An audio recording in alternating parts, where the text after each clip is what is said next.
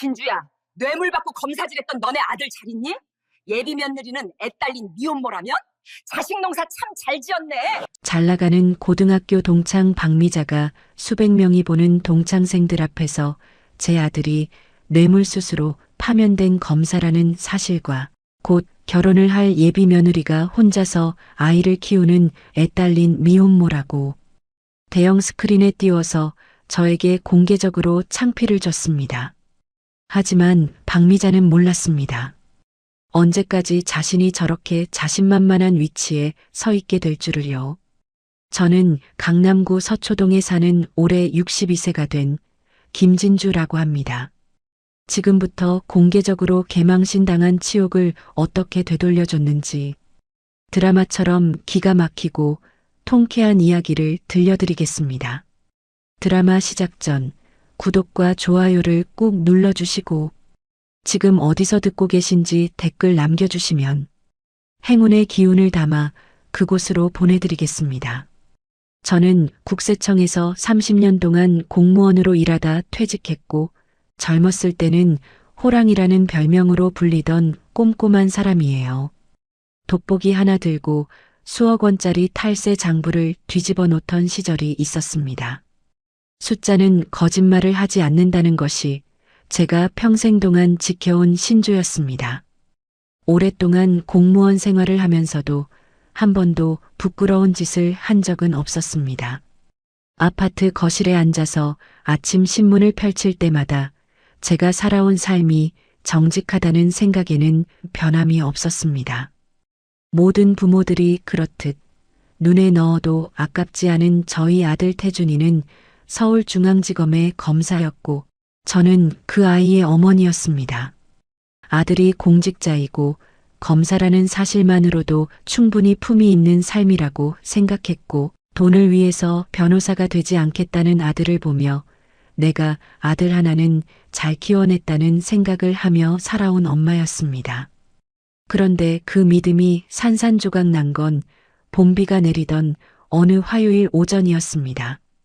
집에 들어가는 길에 우편함을 보니 하얀색 봉투가 있었어요. 발신인을 확인하는 순간 손이 멈췄습니다.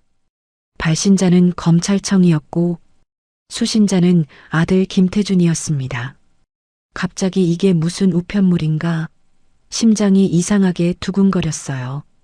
봉투를 뜯는데 손가락이 말을 듣지 않았습니다. 겨우 꺼낸 종이 한 장에 적힌 세 단어가 보였습니다. 뇌물수수, 파면, 김태준. 그 단어들을 보자마자 눈앞이 하얗게 번쩍였어요. 검찰청에서 아들에게 온 파면 통보서를 우편으로 받아보게 되었습니다.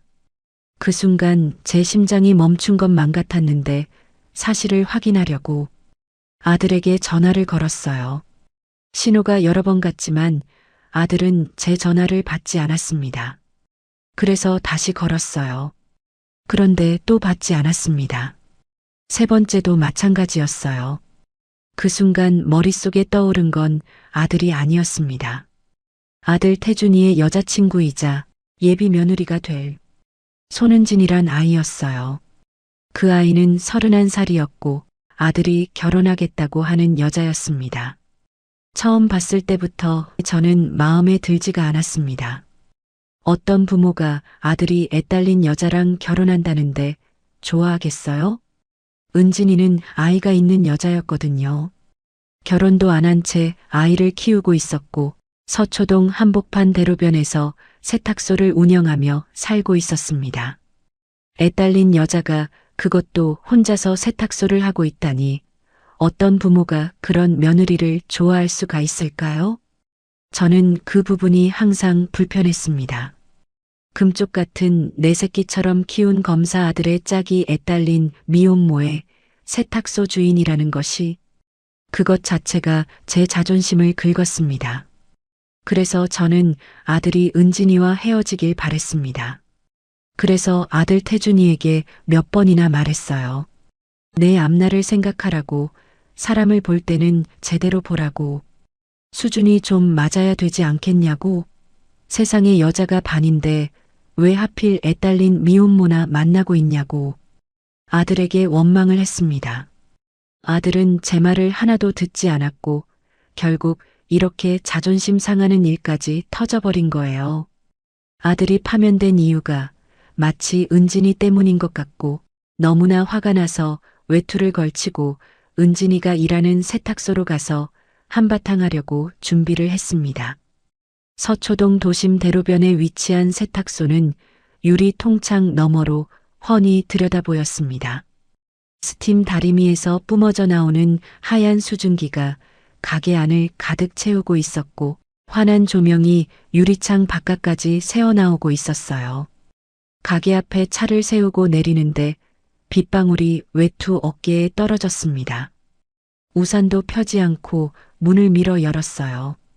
스팀 냄새와 세제 향이 한꺼번에 밀려왔습니다. 은진이는 작업대 앞에서 손님 셔츠를 손질하고 있었어요. 은진이는 저를 보자마자 놀라서 표정이 굳었습니다. 가게 안쪽 작은 공간에는 은진이가 키우는 아이가 똘망똘망한 눈으로 엄마를 쳐다보고 있었습니다. 저는 은진에게 다가가 손에 든 파면 통지서를 은진이 얼굴에 내던졌습니다. 종이가 작업대 끝에서 바닥으로 미끄러졌어요. 야, 손은진. 대체 이게 뭔지 알아? 저는 짜증이 나서 무턱대고 따지듯이 물었습니다. 은진이가 놀라는 듯한 눈빛으로 바닥에 떨어진 종이를 내려다봤어요. 그녀의 손이 멈췄습니다. 야, 왜 하필 내 아들 인생에 끼어들어서 우리 아들 앞길을 막는 거니? 애까지 혼자 키우면서 너는 양심도 없니? 무슨 깡으로 결혼도 안 한 검사 새신랑을 만나고 싶은 거야? 은진이가 고개를 들며 조용히 말했습니다. 어머님, 죄송합니다. 일단 앉으세요. 저는 짜증나서 들은 채도 하지 않았어요. 이미 이성이라는 것이 어디론가 사라진 뒤였습니다. 세탁소 작업대 위에 놓인 분무기가 눈에 들어왔어요. 손이 먼저 움직였습니다. 분무기 뚜껑을 열어서 은진이에게 물을 뿌려버렸습니다. 이마에서 뺨으로, 뺨에서 턱으로 흘러내리는 물방울을 은진은 닦지도 못한 채 그대로 맞았습니다. 젖은 머리카락이 이마에 달라붙었고 앞치마에도 물이 번졌어요. 그런데 은진이는 피하지 않았습니다. 거기 서서 제 모든 행동을 다 받아내고 있었어요. 저는 짜증이 나고 화가 나서 작업대를 손바닥으로 밀쳤습니다. 바닥에 작은 금속 소리들이 우수수 쏟아졌어요. 그런데 은진이는 욕 한마디도 하지 않았습니다. 화를 내지도 않았어요. 그 침묵이 오히려 더 무서웠습니다. 저 여자는 왜 잘못했다는 말만 하고 아무 말도 아무런 변명도 하지 않고 제가 던지는 그 모든 비수가 꽂히는 말들을 듣고만 있고 왜 이렇게 조용한 걸까? 처음엔 인내심이 대단한 여자고 독한 여자라고 생각했어요. 내가 아무리 발버둥을 쳐도 검사하더라고 헤어질 생각이 없었던 거구나 라고요. 저를 바라보는 은진이의 눈을 보니 슬퍼 보였는데 저는 약해지지 않았어요. 그딴 식으로 불쌍한 눈으로 쳐다보면 내가 약해질 줄 알았니? 은진이는 천천히 무릎을 꿇으며 바닥에 떨어진 통지서 조각을 주었어요. 젖은 손으로 종이를 소중히 집어드는 그 모습을 내려다보는 순간 가게 문이 쿵쿵 두드려졌습니다. 그때 태준의 목소리가 문 너머에서 들렸어요. 어머니, 제발 그러지 마세요.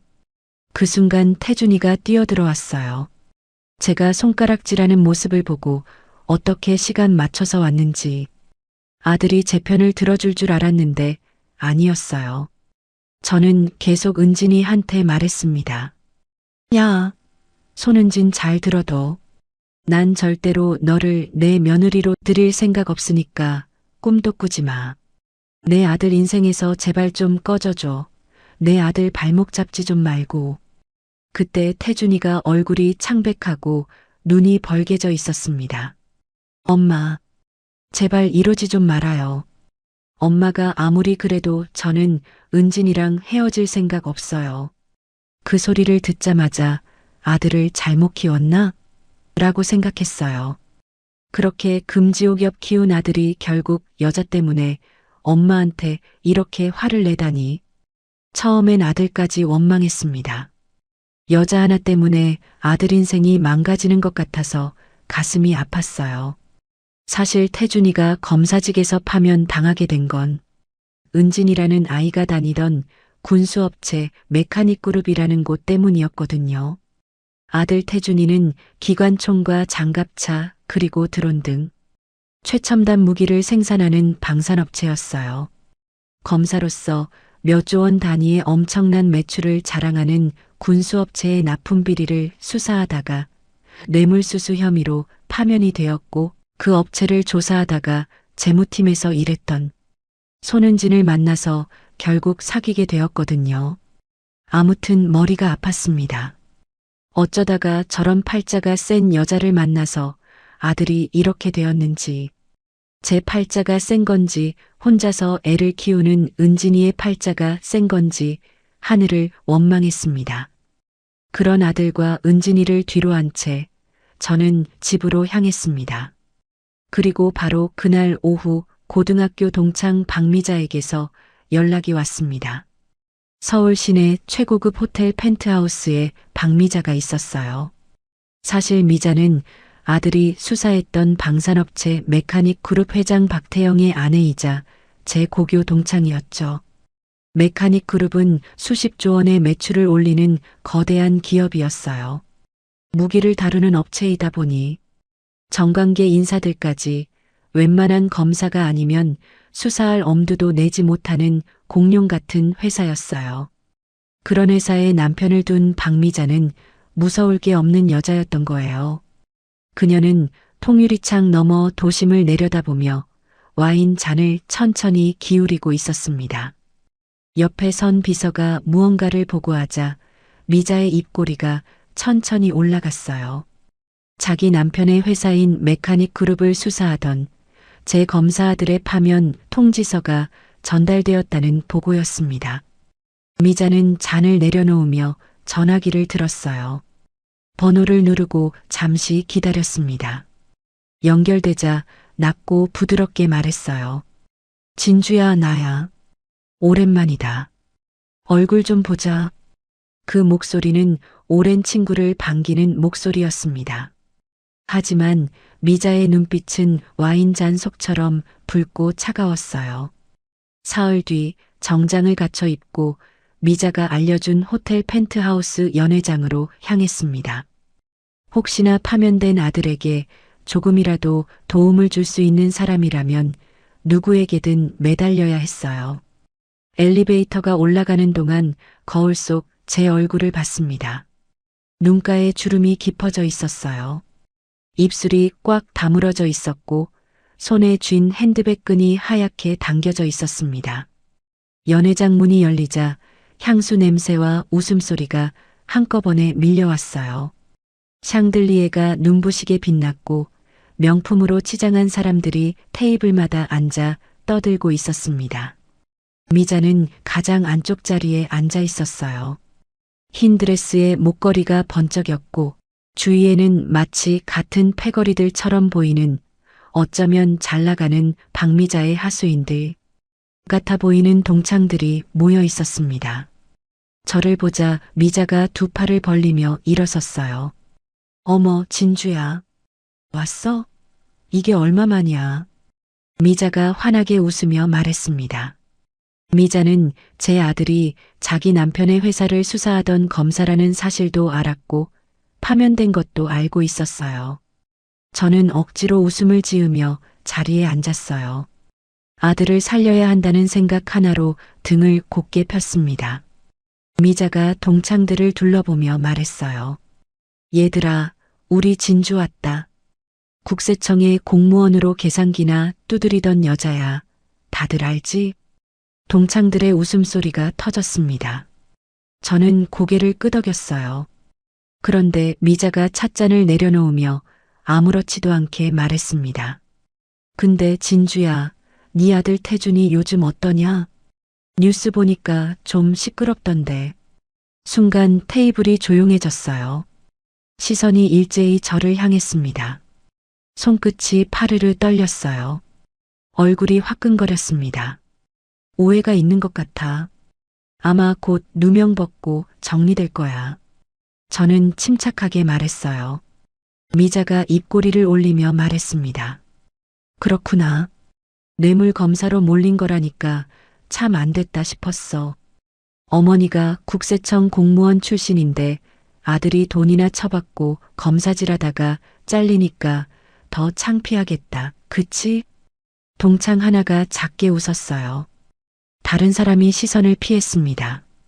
웃음을 유지하려 했지만 입술이 굳어버렸어요. 손에 쥔 찻잔이 달그락거렸습니다. 잠시 후 미자가 자리에서 일어서며 손짓했어요. 진주야, 잠깐 나와봐. 너한테 할 말 있어. 저는 미자를 따라 나섰습니다. 미자는 저를 연회장 옆 발코니로 데리고 나갔어요. 도심 야경이 펼쳐져 있었고 바람이 차갑게 불었습니다. 미자가 난간에 기대며 발끝을 내려다봤어요. 명품 구두 코 부분에 샴페인 자국이 묻어 있었습니다. 미자가 테이블 위 냅킨을 집어 저에게 내밀었어요. 미자야, 내 구두에 묻은 와인 좀 닦아줄래? 구두 닦기처럼? 순간 저는 냅킨을 받아든 손이 떨렸어요. 무릎이 굽혀지기 전까지 제가 무릎을 꿇으리라고 생각하지 못했습니다. 그런데 무릎이 차가운 바닥에 닿았어요. 미자가 위에서 내려다보며 말했습니다. 진주야, 내가 시키는 대로 하면 도와줄게.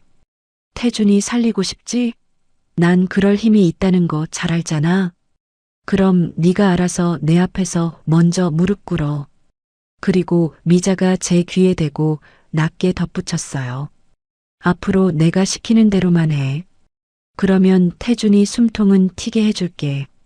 무릎이 차가운 발코니 바닥에 닿는 순간 제 안에서 무언가가 부서지는 소리가 들렸습니다. 국세청 조사국 공무원이었던 저 김진주. 그 이름으로 30년을 살아온 사람이 지금 다른 사람의 구두를 무릎 꿇고 닦고 있었어요. 파면된 아들 때문이었습니다. 냅킨이 가죽 위를 문지를 때마다 제 자존심도 함께 달아갔습니다. 미자는 위에서 내려다보며 아무 말도 하지 않았어요. 그 침묵이 말보다 더 깊이 저를 짓밟았습니다. 도심 야경이 발코니 너머로 반짝였고 연회장 안에서는 웃음소리가 새어나왔어요.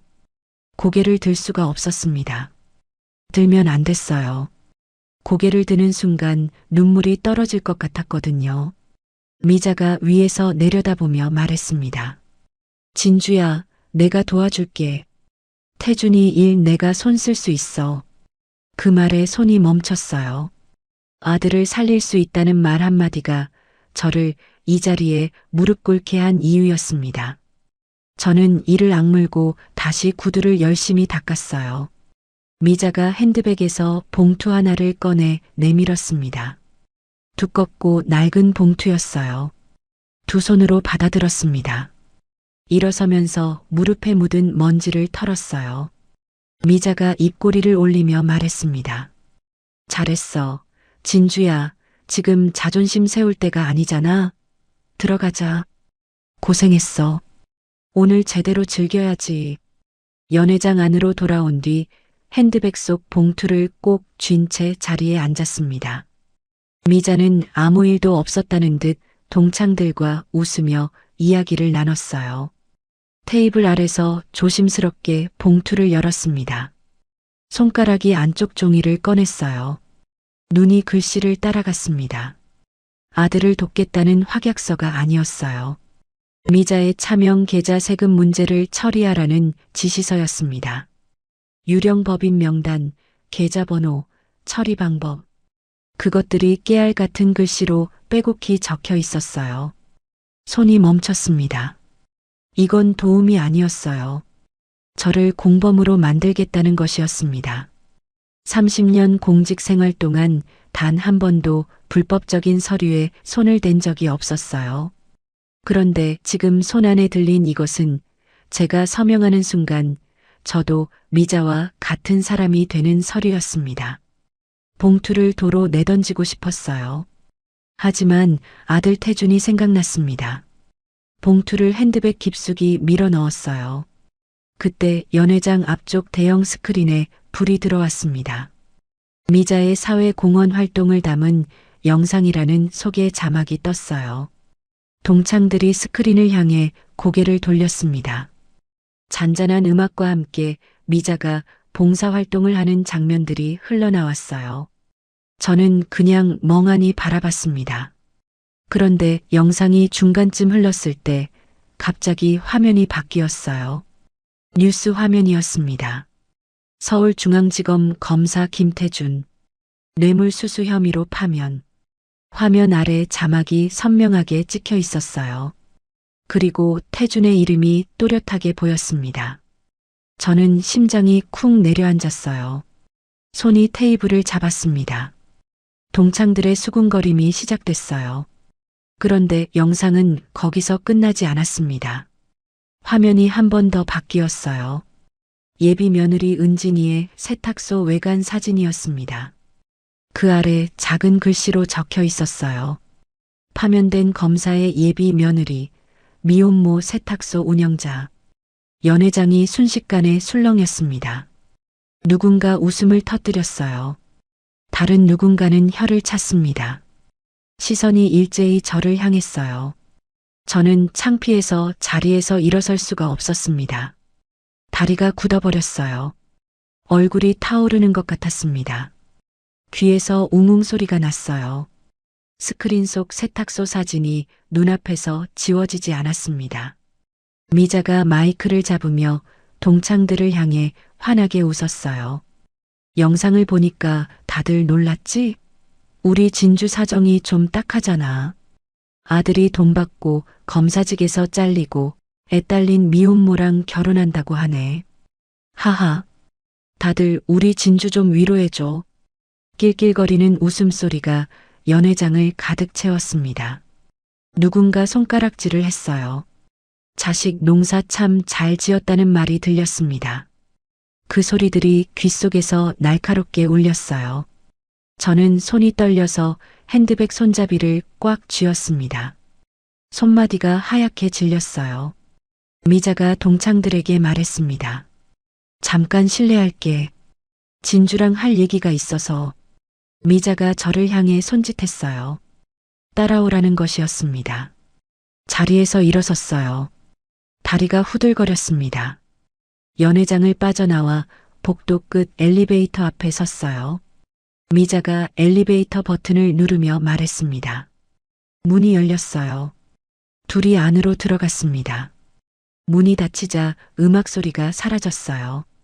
엘리베이터 안은 조용했습니다. 거울에 비친 제 얼굴이 보였어요. 창백하고 굳어 있었습니다. 미자가 거울을 보며 립스틱을 고치고 말했어요.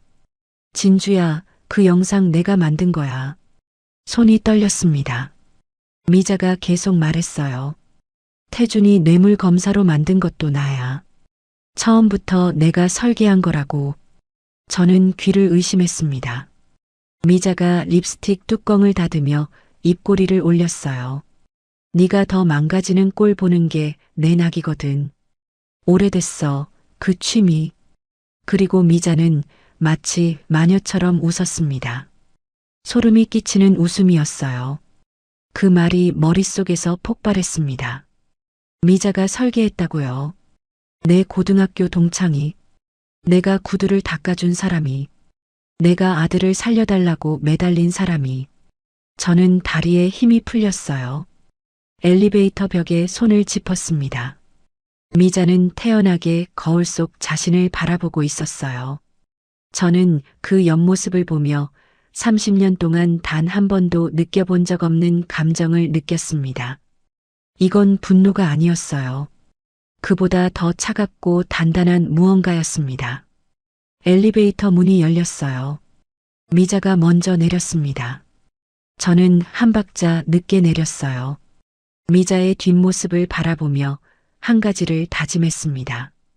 네가 수십조 원 매출을 올리는 남편, 정치인, 공직자들과 친한 권력을 가진 남편을 믿고 까부나 본데. 내가 조만간 지옥으로 보내줄게라고 마음속으로 외쳤습니다.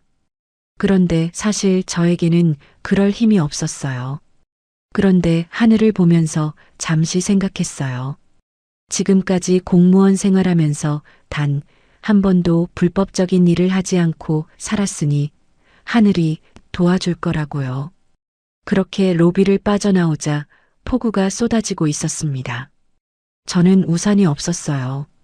그냥 비를 맞고 빗속으로 걸어나갔습니다. 그냥 걸었어요. 어디로 가는지도 몰랐습니다. 박미자가 설계한 함정에 아들이 빠졌다는 것, 그리고 저는 그 사실도 모른 채 그 여자의 구두를 닦았다는 것, 그것만이 머릿속을 가득 채웠어요. 한 발 한 발 내딛는데 다리가 납덩이처럼 무거웠습니다. 빗물이 얼굴을 타고 흘렀어요. 입고 있던 옷도 젖었습니다. 빗물인지 눈물인지 구분이 안 갔어요. 그때였어요. 등 뒤에서 엔진 소리가 들렸습니다. 처음에는 지나가는 차라고 생각했어요. 그런데 소리가 점점 커졌습니다. 빨라졌어요.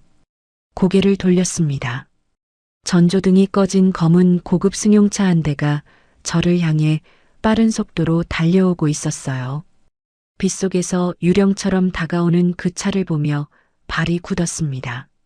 소리를 지르려 했지만 놀라서 아무 말도 나오지 않았어요. 그렇게 저는 놀라서 눈을 감았습니다. 그 순간 굉음이 들렸어요. 커다란 충격음과 함께 금속이 찢어지는 소리가 빗소리를 뚫고 울려 퍼졌습니다. 승용차가 저를 향해서 달려오고 있었고 낡은 트럭이 저를 향해 달려오는 승용차를 밀쳐내고 가드레일을 들이받고 저를 다치지 않게 막아주었어요. 그 낡은 트럭은 충격으로 아스팔트 위로 나뒹굴었어요. 저는 저에게 다가오는 승용차를 피하느라 무릎이 긁혔고 손바닥이 까졌습니다. 정신을 차리고 눈을 떴을 때 검은 승용차는 옆으로 밀려나 있었어요. 그리고 그 앞에 낡은 트럭 한 대가 서 있었습니다. 은진 세탁소라는 이름이 적힌 트럭이었어요. 빗속에서 그 글씨를 멍하니 바라봤습니다. 저 트럭이 왜 갑자기 여기서 있는 걸까? 은진이 미자의 모임 장소를 알고 있었던 걸까? 아니면 혹시 여기까지 나를 따라온 걸까? 저는 영문도 모른 채 떨리는 손으로 세탁소 차량 운전석 문을 열었어요. 은진이 세탁소 직원인가? 하고 문을 열었는데 사람이 운전석에 쓰러져 있었습니다. 머리에서 피가 흘렀어요. 젖은 머리카락이 얼굴을 덮고 있었습니다. 손을 뻗어 머리카락을 걷어냈어요.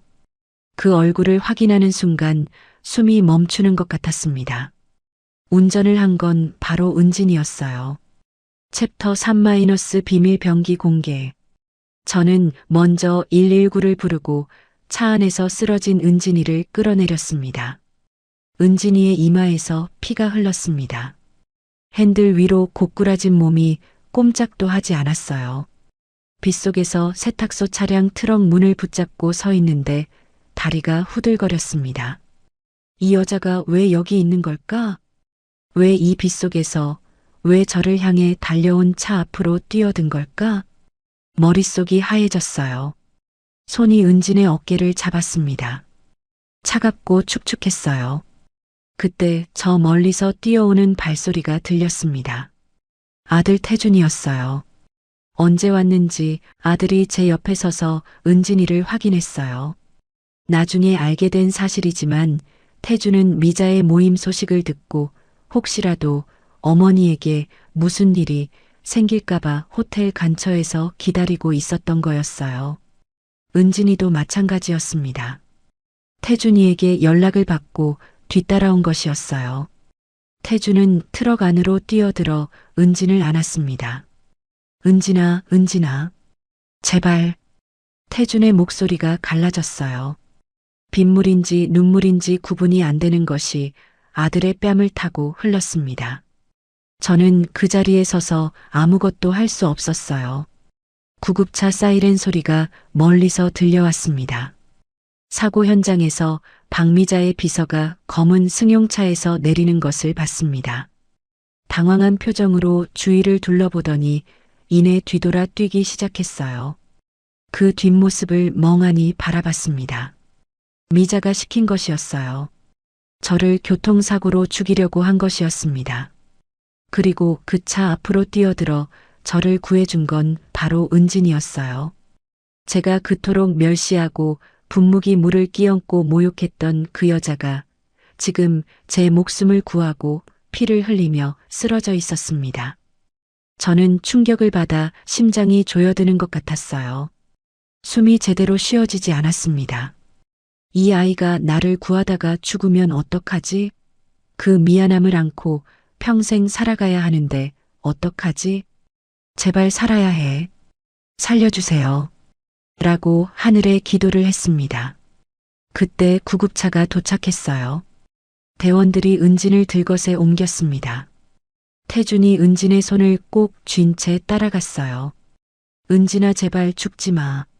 제발. 아들의 목소리가 빗소리를 뚫고 들렸습니다. 그 소리가 가슴 깊숙이 박혔어요. 발이 움직이지 않았습니다. 빗속에 혼자 서 있는데 발밑에 은진의 가방이 보였어요. 충돌 충격에 트럭에서 떨어진 것이었습니다. 가방 입구가 열려 있었고 안에서 서류 뭉치가 반쯤 삐져나와 있었어요. 본능적으로 그것을 집어들었습니다. 품에 안고 구급차를 향해 뛰었어요.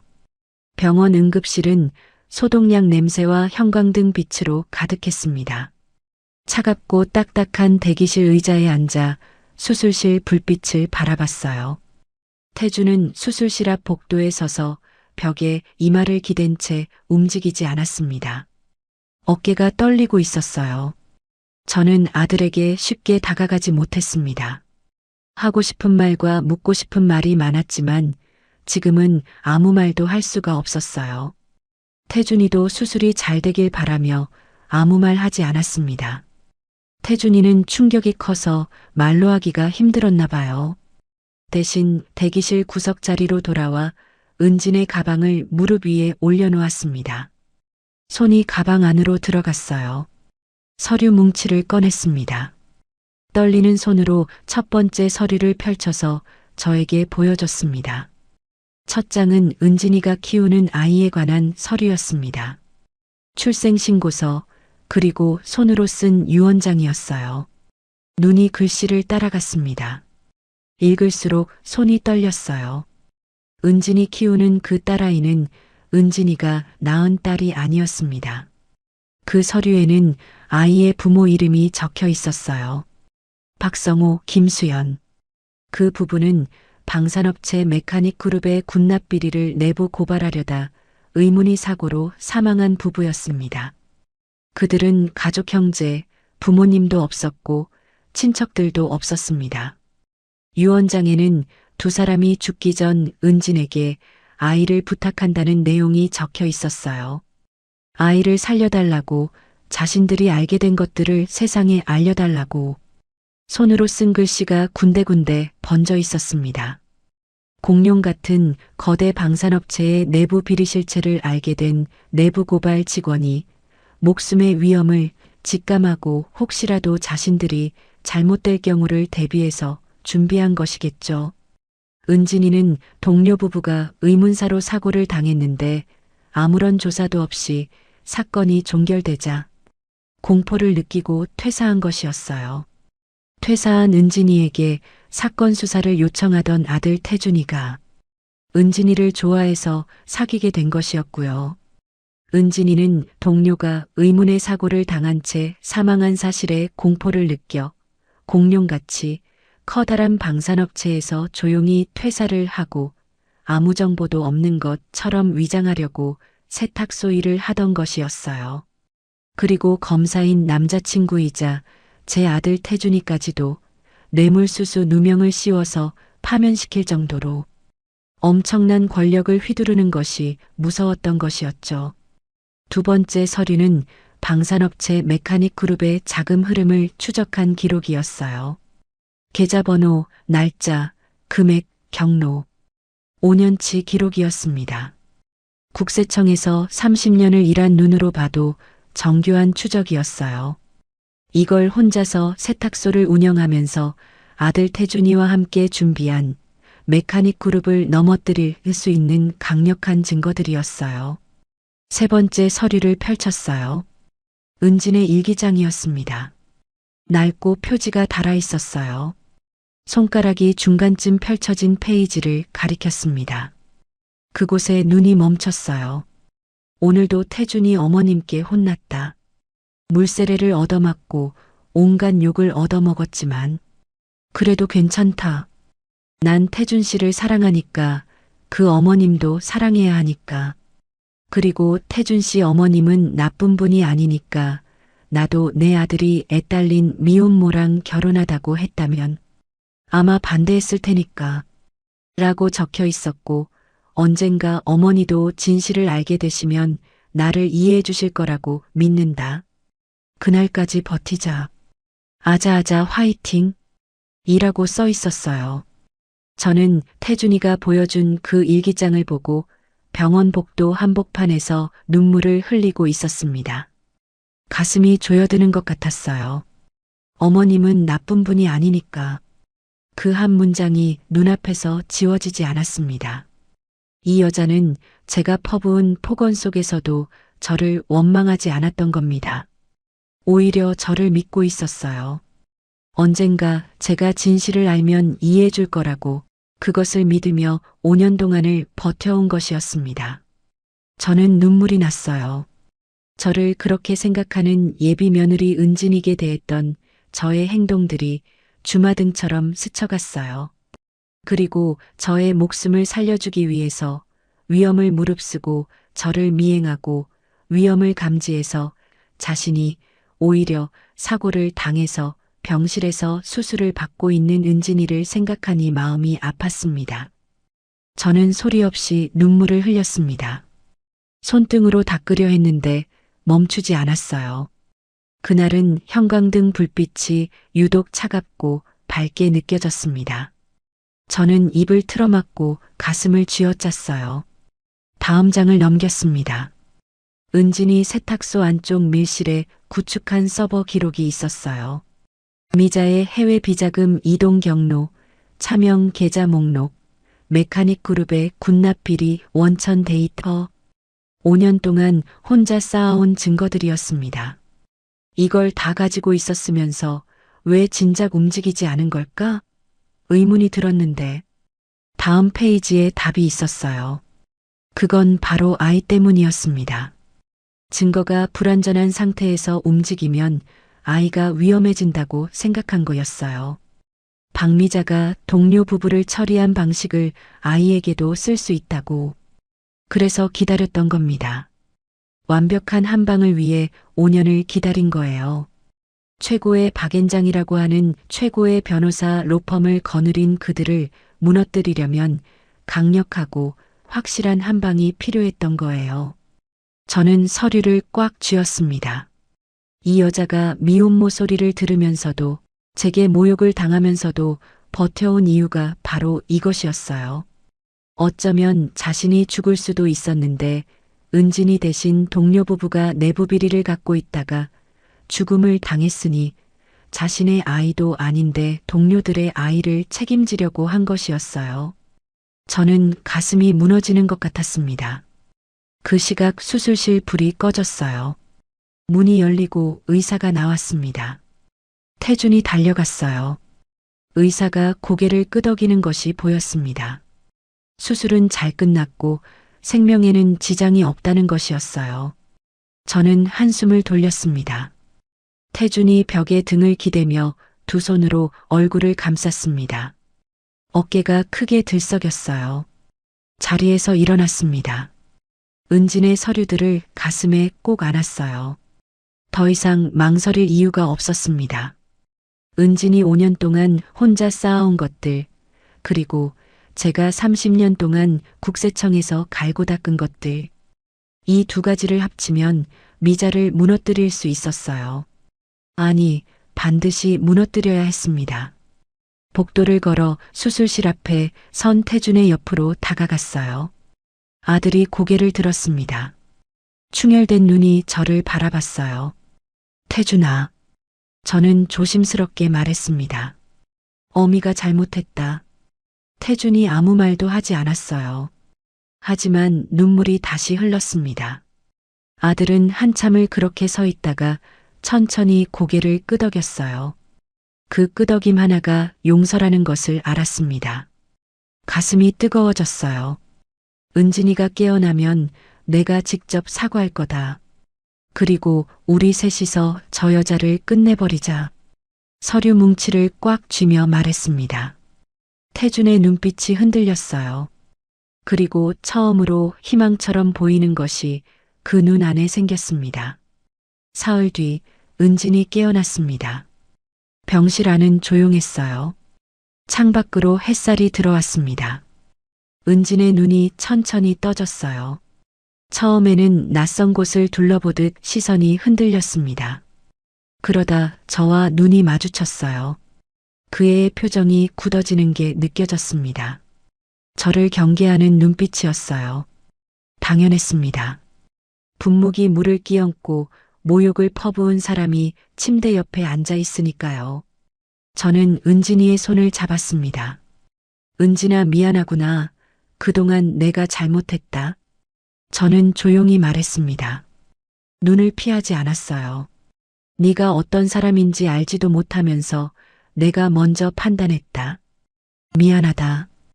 은진이 아무 말도 하지 않았습니다. 하지만 손을 빼지 않았어요. 무릎 위에 놓인 서류 뭉치를 들어보였습니다. 다 읽었어. 네가 5년 동안 혼자 준비한 것들. 얼마나 참고 살아왔는지. 은진의 눈이 흔들렸어요. 나한테 그 미안함을 갚을 수 있는 기회를 줘라. 이번엔 내가 네 옆에서 도움을 줄게. 그래도 난 30년 동안 공무원 일을 합려서 단 한 번도 불법적인 일을 하지 않았고 세무 쪽으로는 국세청 호랑이라는 소리를 들으면서 은퇴했거든. 나 아직 죽지 않았으니까. 어떻게든 저 무서운 놈들을 끌어내릴 방법을 찾아보자꾸나. 은진이 한참을 바라보다가 천천히 입을 열었습니다. 어머님, 저한테 한 가지만 물어봐도 될까요? 말해봐. 고개를 끄덕였어요. 은진이 조용히 물었습니다. 어머님, 저 사람들은 무서운 사람들이에요. 사고사로 위장해서 제가 함께 일했던 동료들을 죽인 사람들이고 경찰, 검찰, 고위직 공무원들과 정재계 인사들까지 모두 섭렵한 사람들이에요. 그리고 태준 씨까지도 뇌물수수한 것으로 꾸며서 파면시킨 사람들이죠. 그 정도로 힘이 세고 무섭습니다. 어머니가 다치실 수도 있어요. 그런데 끝까지 저 사람들 비리를 파헤치실 수 있어요? 저는 그 소리를 듣고 심장이 쿵 내려앉는 것 같았어요. 그리고 다시 뛰기 시작했습니다. 단단하게 처음으로 제대로 뛰는 것처럼. 그래, 끝까지 가보자. 어차피 죽을 뻔한 목숨, 네가 살려줬잖니? 손을 더 꽉 쥐며 말했어요. 은진의 눈에 뭔가가 고였습니다. 눈물인지 확신인지 알 수 없었어요. 하지만 은진이 고개를 끄덕였습니다. 창밖 햇살이 병실 안으로 깊게 들어왔습니다. 30년 된 돋보기를 핸드백에서 꺼내 손에 쥐었어요. 조용한 반격은 이제부터 시작이었습니다. 병실을 나서는 발걸음이 달랐습니다. 무릎이 굽혀지던 그 발코니에서의 발걸음이 아니었어요. 30년 된 돋보기를 핸드백에 넣고 병원 복도를 걸어 나오는데 오래 잠들어 있던 무언가가 깨어나는 것이 느껴졌습니다. 국세청 조사국에서 수십 개의 탈세 기업을 무너뜨릴 때 느끼던 그 감각이었어요. 차갑고 날카롭고 정확한 것. 숫자 뒤에 숨은 거짓을 찾아내는 사냥꾼의 감각이었습니다. 태주는 병원 주차장에서 저와 나란히 섰어요. 셋이 처음으로 같은 방향을 바라보는 순간이었습니다. 태준이 낮게 말했어요. 제가 수사하다 빼앗긴 서류 중에 사본을 따로 만들어둔 게 있어요. 무기를 만드는 방산업체 메카닉 그룹 유령 법인 리스트입니다. 태준이 재킷 안쪽에서 접힌 종이를 꺼내 내밀었어요. 제가 받아들었습니다. 펼쳐보니 법인 이름만 23개였어요. 손가락이 숫자들 위를 천천히 훑었습니다. 이게 시작이었어요. 사흘 뒤부터 작전이 시작되었습니다. 겉으로는 아무것도 달라진 것이 없었어요. 미자는 여전히 저를 가사 도우미처럼 부렸고 저는 군말 없이 미자의 집을 드나들었습니다. 미자의 경계심을 허물려면 시간이 필요했어요. 굴욕을 참는 것이 전략이었습니다. 파면된 아들이 복직할 수 있도록 자신을 위해서 제가 이렇게 굴욕을 참고 일하는지 알았을 거예요. 그래서 경계심이 더욱 크지 않았던 거였죠. 박미자의 집은 평창동 언덕 위에 있었어요. 통유리 너머로 도심이 내려다 보이는 넓은 저택이었습니다. 현관을 들어서던 날 미자는 소파에 앉아 손톱을 다듬으며 말했어요. 진주야 왔어? 오늘은 서재 좀 정리해줘. 고개를 숙이며 알겠다고 했습니다. 속으로는 서재 안에 무엇이 있는지를 생각하며 손에 힘을 줬어요. 서재는 넓었습니다. 책장이 벽 한 면을 가득 채우고 있었고 가운데 큰 책상이 있었어요. 미자가 외출하자마자 움직였습니다. 쓰레기통부터 확인했어요. 파쇄된 종이 조각들이 가득했습니다. 조각들을 비닐봉지에 담아 핸드백 안에 넣었어요. 손이 빠르게 움직였습니다. 혹시라도 증거가 될 수 있을 것 같아서였죠. 그날 밤 은진의 세탁소 밀실에서 은진과 나란히 앉아 조각들을 맞췄습니다. 형광등 아래 좁은 공간이었어요. 바깥에서는 아이가 자고 있었고 안에서는 두 사람이 손톱만 한 종이 조각들을 하나씩 이어붙이고 있었습니다. 새벽 2시가 넘어서야 윤곽이 드러났어요. 미자의 차명 부동산명이 신탁 계약서였습니다. 법인 이름, 부동산 주소, 금액, 날짜, 모든 것이 복원되었어요. 은진이 나지막하게 말했습니다. 어머님, 이것만으로도 반격을 시작할 수 있어요. 손에 쥔 종이 조각들을 내려다봤어요. 숫자들이 선명하게 보였습니다. 거짓은 반드시 흔적을 남긴다고 했어요. 미자도 예외가 아니었습니다. 다음 단계는 은진의 몫이었어요. 은진은 미자의 개인 비서 스마트폰을 복제했습니다. 박미자의 비서가 세탁소에 옷을 맡기러 왔을 때였어요. 은진이가 세탁소를 했던 이유가 바로 이거였습니다. 서초동 세탁소는 방산업체인 메카닉 그룹 본사가 위치해 있어서 관련된 사람들이 자주 이용하는 곳이었거든요. 작은 가능성이라도 얻으려고 위장하려고 세탁소를 운영한 것이었어요. 카운터에 잠깐 내려놓은 스마트폰에 은진의 손이 스쳤습니다. 10초도 걸리지 않았어요. 그날 저녁부터 미자와 비서가 주고받은 메시지들이 실시간으로 은진의 모니터에 떴습니다. 미자가 살인 청부업자와 접촉한 음성 녹취록도 나왔어요. 저를 향해 달려온 그 검은 승용차를 지시한 목소리가 거기 담겨 있었습니다. 녹취록을 처음 들었을 때 손이 굳었어요. 저를 죽이려 했다는 것을 머리로는 알고 있었는데 그 목소리를 귀로 직접 듣는 것은 달랐습니다. 미자의 목소리가 너무 태연했어요. 마치 저녁 메뉴를 고르듯 지시하고 있었습니다. 은진이 파일을 저장하며 말했어요. 어머님, 이건 나중에 결정적인 증거로 쓸 수 있어요. 고개를 끄덕였습니다. 손이 떨리지 않으려 꽉 쥐었어요. 세 번째 작전은 미자의 동선을 파악하는 것이었습니다. 미자가 아끼는 명품 가방을 정리하던 날이었어요. 미자가 잠깐 화장실에 간 사이 가방 안쪽 깊숙한 곳에 손톱만 한 추적기를 밀어 넣었습니다. 국세청 시절 현장 조사에서 쓰던 방식이었어요. 손이 익숙하게 움직였습니다. 그날 이후 미자의 가방이 움직이는 경로가 은진의 모니터에 선명하게 찍혔어요. 미자는 일주일에 2번 평창동 어느 골목 안쪽 건물을 들렀습니다. 겉으로는 평범한 사무용 건물이었어요. 은진이 그 건물 등기부를 조회하자 법인 이름이 떴습니다. 태준이 가져온 유령 법인 리스트 23개 중 하나였어요. 미자의 비자금 관리용 아지트였습니다. 세 사람이 동시에 같은 사실을 확인하는 순간이었어요. 은진이 모니터를 손가락으로 짚으며 말했습니다. 여기 안에 뭔가 있어요. 태준이 고개를 끄덕이며 말했어요. 들어가 볼 방법을 찾아야 해. 저는 두 사람을 번갈아 보며 말했습니다.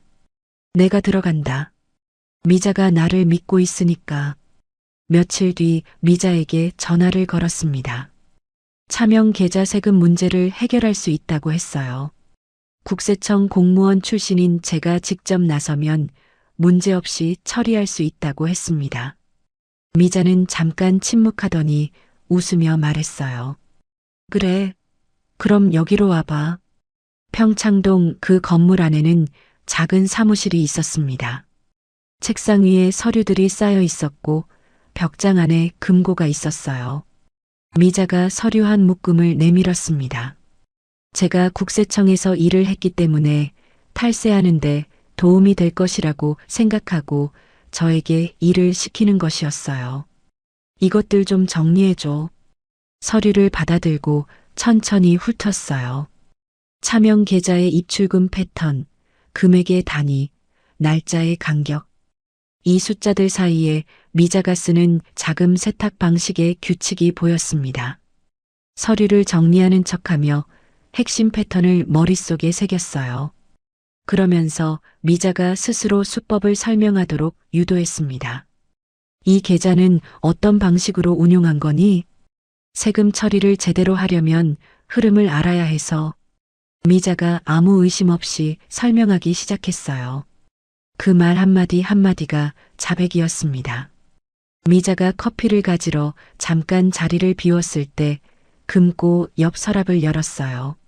서랍 안쪽에 오래된 장부 하나가 있었습니다. 손이 떨렸어요. 펼쳐보니 30년 전 날짜가 찍혀 있었습니다. 페이지를 넘기는데 발소리가 들렸어요. 장부를 제자리에 넣고 서랍을 닫았습니다. 심장이 빠르게 뛰었어요. 미자가 커피 2잔을 들고 들어오며 말했습니다. 다 됐어?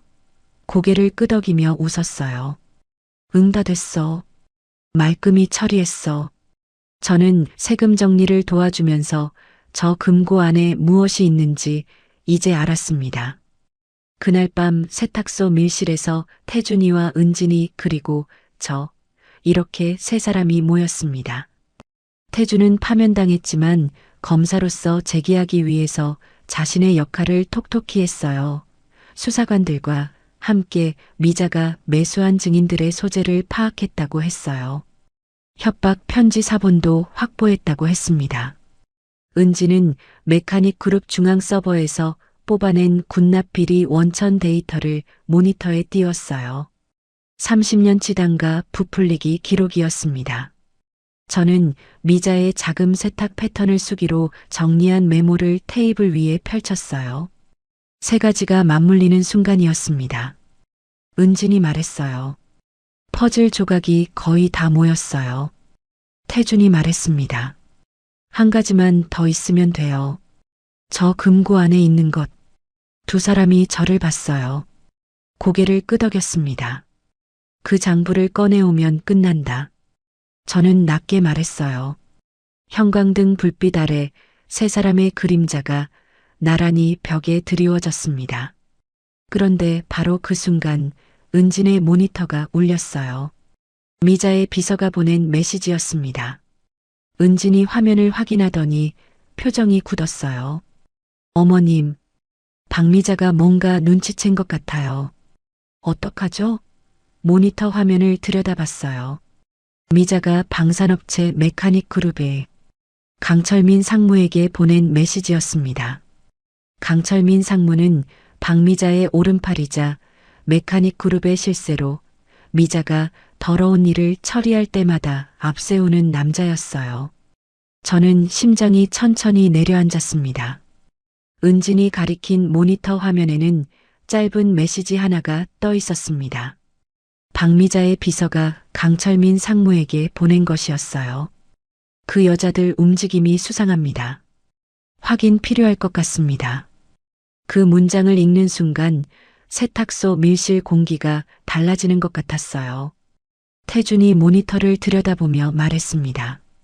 시간이 얼마 없어요. 서두르지 않으면 선수를 빼앗겨요. 은진이 자판을 두드리며 말했어요. 금고안의 장부는 다른 방법으로 접근해야 할 것 같아요. 세 사람이 좁은 밀실 안에서 서로를 바라봤습니다. 형광등이 머리 위에서 웅웅 울렸어요. 결정을 내려야 했습니다. 태준이 낮게 말했어요. 불법으로 가져오면 안 돼요. 그러면 증거 효력이 없어져요.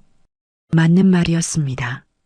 30년 동안 국세청 생활을 하면서 배운 것이 그것이었거든요. 증거는 반드시 합법적인 방식으로 확보해야 한다는 것. 그렇다면 미자가 스스로 장부를 꺼낼 수밖에 없는 상황을 만들어야 했습니다. 밤새 그 생각을 했어요.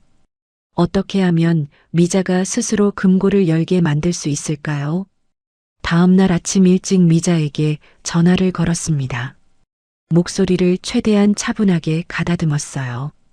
어젯밤에 계좌 서류를 다시 검토해 봤는데 한 가지 문제가 발견됐어.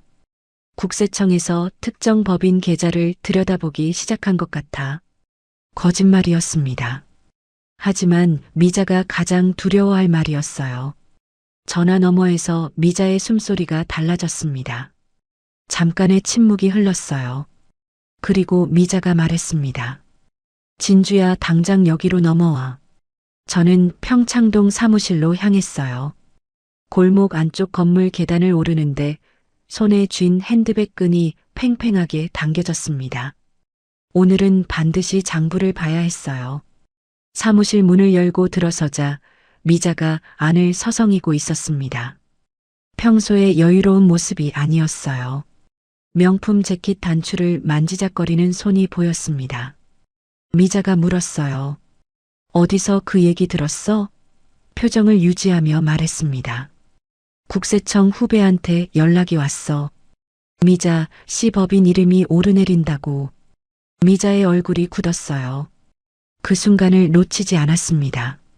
미자야, 그건 내가 막아줄 수 있어.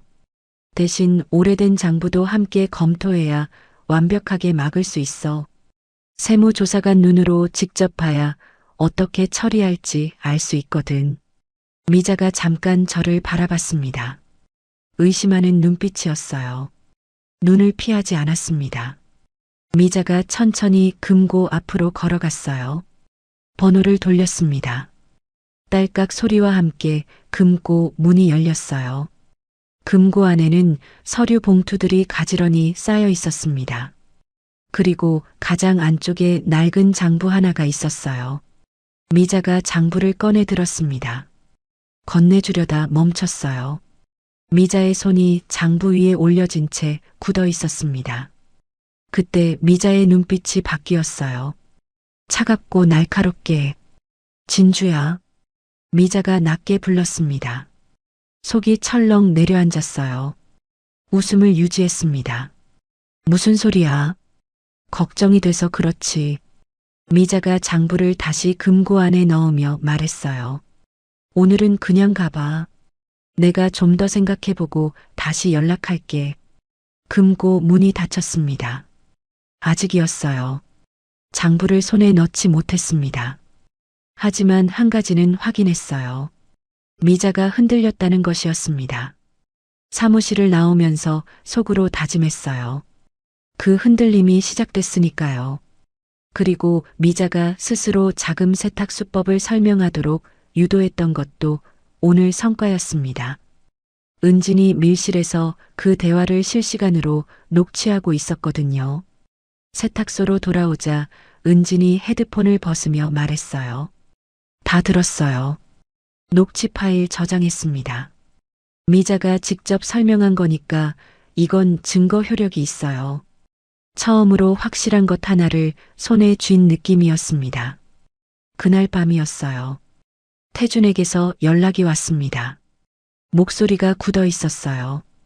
어머니, 미자 쪽에서 움직이기 시작했어요. 검찰 내부에 박미자가 심어놓은 신복들이 저를 다시 엮으려고 한다는 첩보가 들어왔어요. 전화기를 쥔 손에 힘이 들어갔습니다. 얼마나 시간이 있어? 물었어요. 태준이 말했습니다. 며칠 안 될 것 같아요. 전화를 끊고 은진을 봤어요. 은진이도 이미 눈치챈 표정이었습니다. 밀실 안형광등이 낮게 웅웅거렸어요. 말하지 않아도 세 사람이 같은 생각을 하고 있다는 것이 느껴졌습니다. 서두르지 않으면 태준이 위험해지는 상황이었어요. 그렇다고 섣불리 움직이면 미자에게 선수를 빼앗기는 것이었습니다. 이럴 때일수록 머리를 차갑게 써야 했어요. 30년 조사관 생활이 가르쳐 준 것이 그것이었거든요.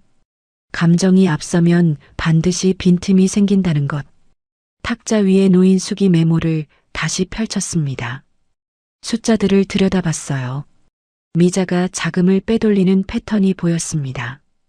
일정한 간격으로, 일정한 금액으로 같은 경로를 반복하고 있었어요. 이 패턴이 흐트러지는 순간이 오면 미자가 패닉 상태에 빠진다는 것을 알 수 있었습니다. 다음 날 오전 은진과 태준을 다시 불러 모았어요.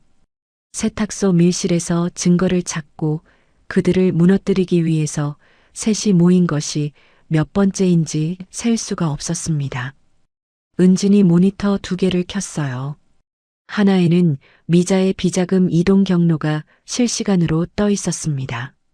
다른 하나에는 메카닉 그룹 군납 비리 원천 데이터가 펼쳐져 있었어요. 30년치 단가 부풀리기 기록이었습니다. 금액이 화면 가득 펼쳐졌어요. 태준이 그것을 들여다보며 말했습니다. 이걸로 검찰 내에 우리 쪽 수사관들에게 넘길 수 있어요. 비공식으로 움직이게 할 수 있습니다. 고개를 끄덕였어요.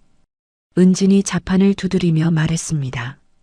그리고 미자가 해외로 송금하려는 순간을 실시간으로 잡으면 계좌 동결 신청을 할 수 있어요. 그 순간이 오면 미자는 장부를 직접 꺼내서 증거를 없애려 할 거예요. 바로 그때를 노리는 겁니다. 그 말을 듣는 순간 머릿속에서 무언가가 맞아 들어가는 것 같았어요. 숫자를 두려워하는 사람은 숫자 앞에서 반드시 꼬리를 드러낸다고 했습니다. 어떤 부모가 아이를 낳으면서 이런 순간을 위해 30년을 버텨왔다고 생각할까요? 저는 그것을 알면서도 이 자리까지 오는데 그 긴 시간이 필요했습니다. 그날 오후였어요. 은진이 모니터를 보다가 갑자기 자리에서 일어섰습니다. 어머님, 이것 좀 보시죠. 저는 화면을 들여다봤습니다. 미자의 비자금 계좌에서 대규모 해외 송금이 시작되고 있었어요. 미자가 눈치채고 증거를 없애려는 것이었습니다. 은진이 빠르게 자판을 두드렸어요. 계좌 이동 경로를 실시간으로 추적하며 화면을 저장했습니다. 미자가 해외로 빼돌리려는 불법 자금 금액이 화면에 찍혔어요. 숫자가 눈앞에서 커져갔습니다. 은진이 말했어요. 이 이동 경로 자체가 증거가 돼요. 지금 당장 태준 씨한테 신호를 줘야 해요. 태준에게 전화를 걸었습니다. 태준아, 지금 바로 움직여야 해. 미자가 자금을 빼돌리기 시작했어. 태준이 말했어요. 알겠어요. 제 쪽 수사관들한테 바로 연락할게요. 전화를 끊자마자 은진의 모니터에 붉은 알림창이 떴습니다. 거래 보류. 은진이 숨을 삼키며 화면을 확대했어요. 해외로 빠져나가던 자금 중 일부가 중간 경유 계좌에서 묶였습니다. 은진이 다행스런 목소리로 말했어요. 전액은 아니지만 1차 송금이 정지됐어요. 드디어 미자의 자금줄이 막히기 시작했습니다. 그 순간 또 다른 창이 떴습니다. 미자의 비서와의 통화 녹취가 자동 저장되며 실시간으로 흘러나왔어요. 왜 안 넘어가? 뭐가 문제야? 미자의 목소리였습니다. 평소와 달랐어요. 처음으로 초조함이 묻어 있었습니다.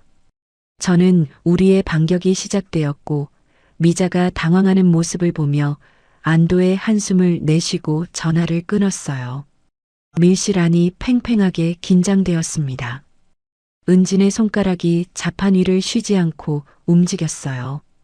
그 옆에서 은진이 저장하는 파일들을 하나씩 확인했습니다. 미자가 30년 동안 숨겨온 것들이 숫자로 하나씩 모습을 드러내고 있었어요. 아직 장부를 손에 넣지는 못했습니다. 하지만 미자의 발목을 잡을 줄이 하나씩 조여들고 있었어요. 숨을 고르며 모니터를 바라봤습니다. 그런데 바로 그 순간이었어요. 세탁소 유리문 너머로 검은 승용차 한 대가 천천히 멈추는 것이 보였습니다. 차에서 내린 남자가 세탁소 안을 들여다봤어요. 바로 미자의 오른팔 강철민 상무였습니다. 그 남자의 눈이 유리문 너머에서 저와 마주쳤어요. 저는 깜짝 놀랐습니다. 저 사람이 어떻게 냄새 맡고 여기까지 왔는지 긴장이 됐어요. 강철민 상무는 무엇인가 알고 왔다는 표정이었어요. 이 남자가 여기까지 왔다는 것은 미자가 이미 우리 움직임을 알고 있다는 뜻이었습니다. 사실 약간의 두려움은 느꼈지만 걱정되지는 않았어요. 군수품을 생산하는 방산업체 메카닉 그룹의 상무 강철민이 세탁소 유리문 너머에서 저와 눈이 마주친 순간 은진이 먼저 움직였습니다. 밀실 문을 조용히 닫으며 말했어요.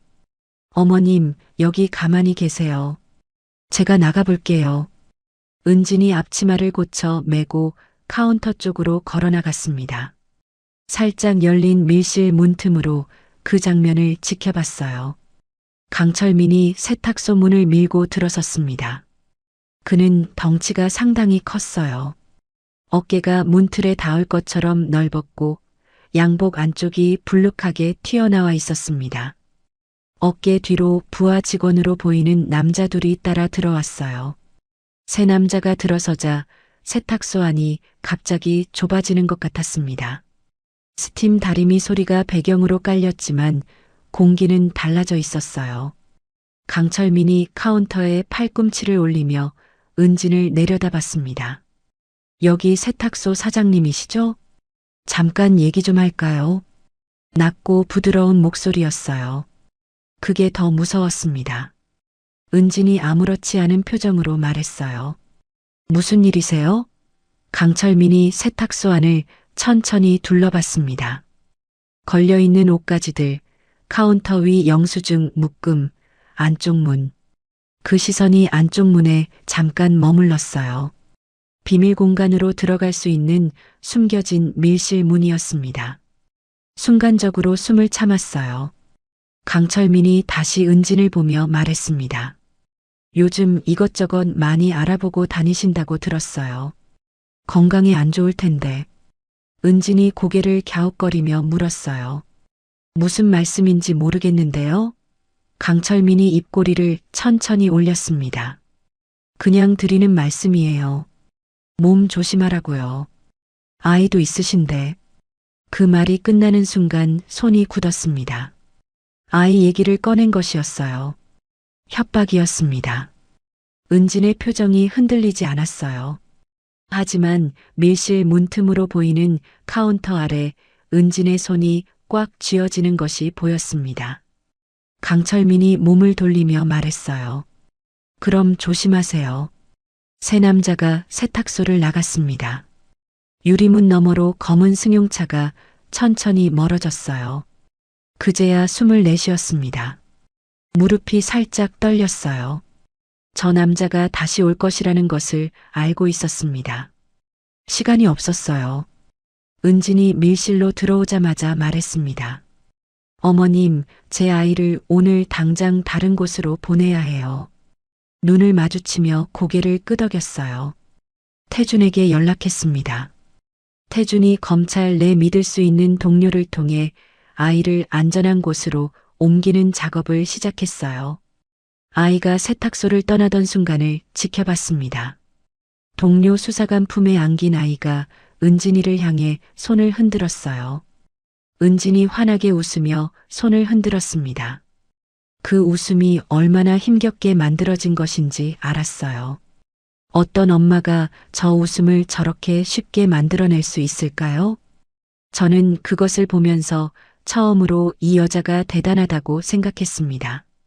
사망한 동료의 아이를 지키기 위해서 자신의 목숨을 걸고 공룡기업과 싸우고 있는 모습을 보면 그런 생각이 들 수밖에 없어요. 아이가 골목 모퉁이를 돌아 사라지자 은진의 웃음이 천천히 꺼졌어요. 세탁소 유리문을 바라보며 한참을 서 있었습니다. 어깨가 작아 보였어요. 옆으로 다가가 말했습니다. 곧 데려올 수 있어. 은진이 고개를 끄덕였어요. 눈물을 흘리지 않았습니다. 그게 더 마음이 아팠어요. 다음 날 오전이었습니다. 은진의 모니터에 알람이 연달아 울렸어요. 미자의 비자금 계좌 3개가 동결되었다는 신호였습니다. 태준의 동료 수사관이 움직인 것이었어요. 은진이 실시간으로 미자, 비서의 통화 내용을 잡아냈습니다. 헤드폰을 건네받아 귀에 댔어요. 미자의 목소리가 들렸습니다. 거칠고 빠르게 말하고 있었어요. 야, 어떻게 된 거야? 비자금 계좌가 왜 전부 막혀 있어? 지금 당장 강철민한테 연락해. 평창동 가서 장부 챙겨오라고 해. 빨리. 미자의 목소리는 평소와 전혀 달랐습니다. 떨리고 있었어요. 그 떨림이 귓속으로 파고드는 순간 30년 동안 수없이 들어왔던 소리가 떠올랐습니다. 탈세범들이 조사관 앞에서 무너지기 직전에 내던 바로 그 소리였어요. 박미자도 초조해지기 시작했을 거예요. 저는 헤드폰을 벗었습니다. 손이 떨리지 않았어요. 오히려 차가워졌습니다. 은진이 모니터를 가리키며 말했어요. 강철민이 평창동으로 출발했어요. 추적기가 움직이고 있어요. 지금이에요. 자리에서 일어섰습니다. 태준의 동료 수사관 김 반장에게 연락했어요. 강철민이 증거 인멸을 위해 평창동으로 가고 있다고 했습니다. 김 반장이 말했어요. 바로 출발하겠습니다. 은진과 함께 평창동 골목 안쪽 건물 앞에 도착했을 때 수사관 3명이 이미 대기하고 있었습니다. 강철민의 차가 골목 안에 서 있었어요. 건물 안으로 들어갔습니다. 낡은 계단을 오르는 발소리를 죽였어요. 층계참마다 형광등이 깜빡였습니다. 사무실 문 앞에 섰어요. 안에서 서류를 뒤지는 소리가 들렸습니다. 금속 소리와 함께 금고가 열리는 소리도 들렸어요. 김 반장이 저를 봤습니다. 고개를 끄덕였어요. 김 반장이 문을 두드렸습니다. 검찰청 수사관입니다. 문 열어주세요. 안이 갑자기 조용해졌어요. 잠깐의 침묵이 흘렀습니다. 발소리가 들렸어요. 그리고 문이 열렸습니다. 수사관들을 본 강철민의 얼굴이 굳어 있었어요. 손에 낡은 장부를 쥐고 있었습니다.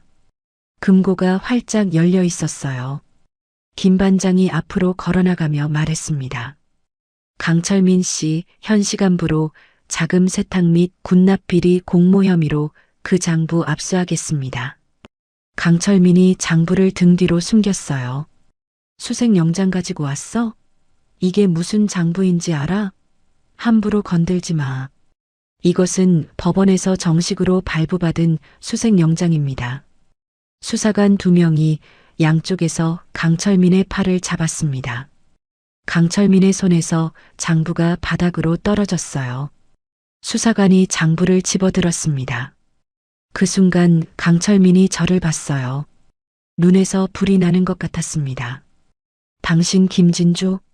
당신이 그런 거야? 겁대가리를 상실했나 보군. 여기 메카닉 그룹이 얼마나 무서운지 모르나 보군. 여기는 검찰총장 윗선이야. 너네들 전부 기억하겠어. 저와 수사관들은 강철민의 위협에 아랑곳하지 않았습니다. 수사관이 강철민의 손목에 수갑을 채웠어요. 딸깍 소리가 사무실 안에 선명하게 울렸습니다. 강철민이 끌려나가면서 고개를 돌려 저를 봤어요. 그 눈빛을 받아내며 꼼짝도 하지 않았습니다. 발소리가 계단을 내려가며 멀어졌어요. 사무실 안이 고요해졌습니다. 김 반장이 장부를 펼쳤어요. 30년 전 날짜들이 줄줄이 찍혀 있었습니다.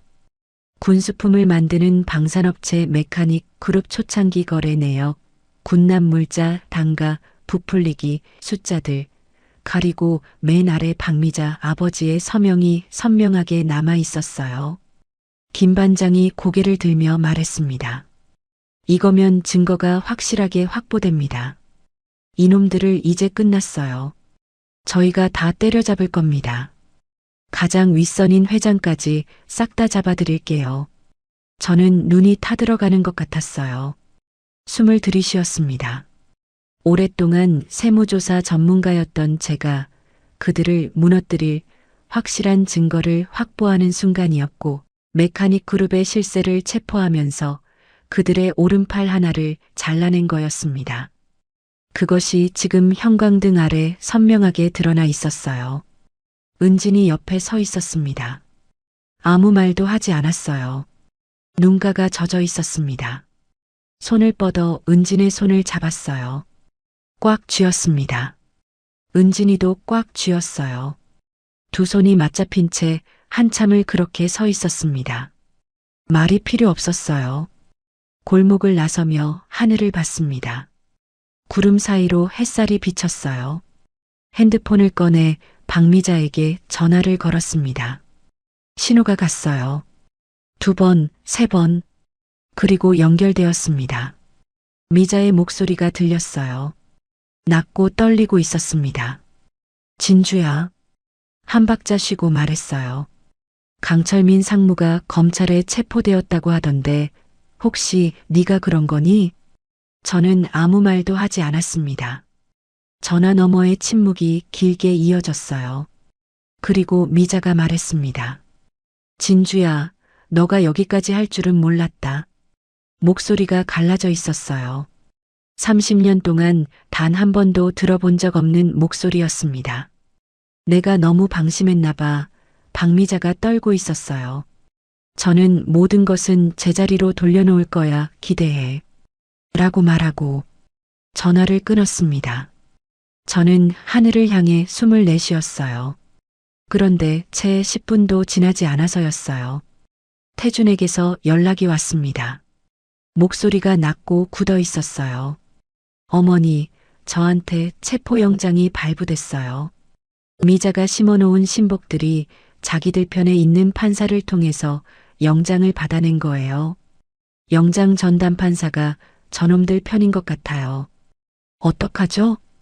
그 순간 발이 굳었습니다. 방금 전까지 손에 쥐었던 승리의 감각이 손가락 사이로 모래처럼 빠져나가는 것 같았어요. 태준아, 지금 어디야? 물었습니다. 태준이 말했어요. 그들이 지금 영장 집행하러 오고 있어요. 어머니, 저 괜찮아요. 걱정하지 마세요. 전화가 끊겼습니다. 은진이 옆에서 그 대화를 다 들었어요. 어머님, 은진이 불렀습니다. 대답하지 못했어요. 미자였습니다. 강철민이 잡히는 순간 미자는 이미 다음 수를 두고 있었던 거예요. 골목 바닥에 햇살이 내려앉아 있었습니다. 불안해서 발이 움직이지 않았어요. 태준이 체포되었다는 소식이 들어온 건 그날 저녁이었습니다. 은진이 모니터를 보다가 자리에서 일어섰어요. 어머님, 태준 씨가 지금 서울 동부지검으로 이송되고 있어요. 낮게 말했습니다. 저는 걱정돼서 손가락을 쥐어뜯고 떨고 있었습니다. 창밖으로 어둠이 내려앉고 있었습니다. 세탁소 유리문 너머로 가로등이 하나씩 켜지고 있었어요. 그 불빛들이 눈앞에서 흔들리는 것 같았습니다. 태준이 체포되었어요. 강철민을 잡는 순간 미자는 이미 태준을 올가맬 다음 수를 두고 있었던 거였습니다. 더 이상 태준이가 수사를 못하게 붙잡아 두려고 계획을 세운 것 같아요. 저희가 한수 앞을 내다보지 못한 것이었어요. 어떤 어미가 자식이 끌려가는 소식을 듣고 멀쩡하게 서 있을 수 있을까요? 하지만 주저앉을 수 없었습니다. 지금 주저앉으면 태준도, 은진도, 그 아이도 전부 끝이었어요. 핸드백을 집어들었습니다.